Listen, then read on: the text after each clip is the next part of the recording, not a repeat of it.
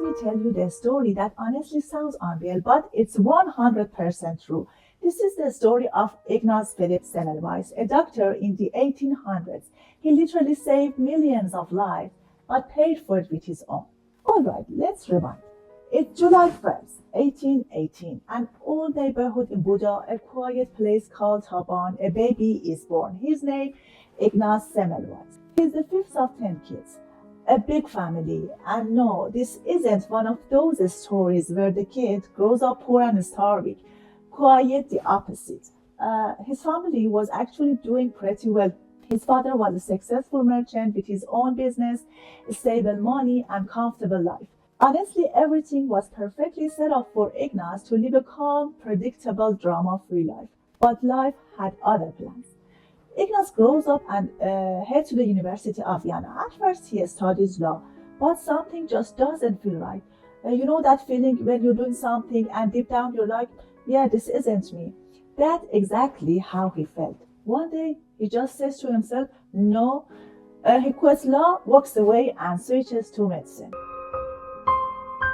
By 1844, he becomes a doctor. He wants to specialize in internal medicine, but they reject him. No real explanation, just no. And that's how he ends up in obstetrics, delivering babies, the place where life is supposed to begin. And here's the unsettling part, too often, that where it actually ends. So imagine this, it's the mid-1800s in Europe. Hospitals are supposed to be places where people get better, right? Not really. Back then, giving birth was super dangerous, like really dangerous. In some hospitals, 10 to 35% of mothers died after giving birth, and the doctors, they just shrugged it off and said stuff like, bad luck, bad air, it's God's will. It's 1846. Semmelweis gets a job as an assistant to the super strict professor at the General Hospital in Vienna. Now here's where things get strange. The hospital has two maternity clinics, two separate buildings right next to each other, but the difference between them completely terrifying. At the first clinic, about 10% of mothers died, 10 out of every 100. At the second clinic, less than 4%. And the women knew it. They begged, they cried, they literally got down on their knees. They had just one request: please don't send us to the first clinic. Some women would rather give birth on the street than sit foot in that place. And Semmelweis is standing there watching all of this, thinking, how is this even possible? What's the difference?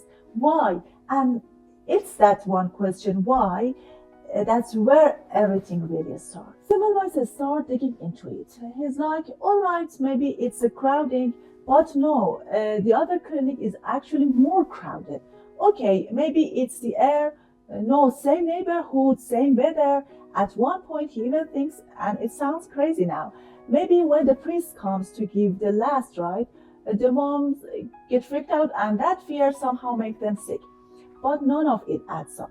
Nothing explains it. When he notices something small, really small, almost invisible, but deadly. Let's fast forward to 1847. This is where Semmelweis' story really takes off.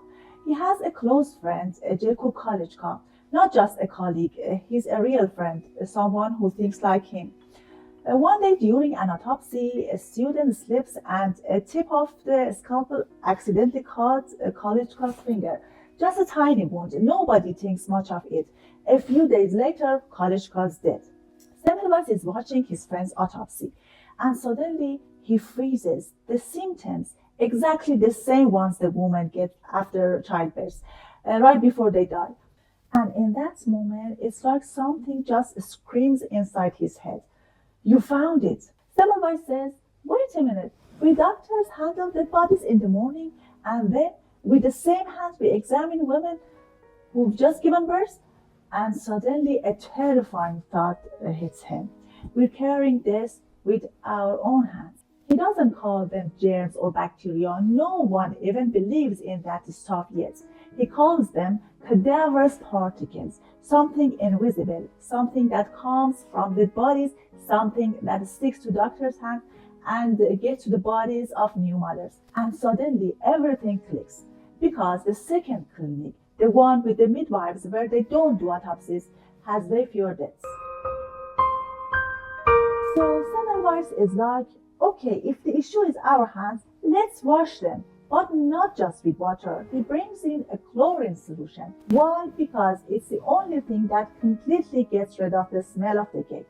His logic is simple. If it kills the smell, maybe it kills the cause of death too. And then the numbers start speaking for themselves. Before hand washing, death rate 18%.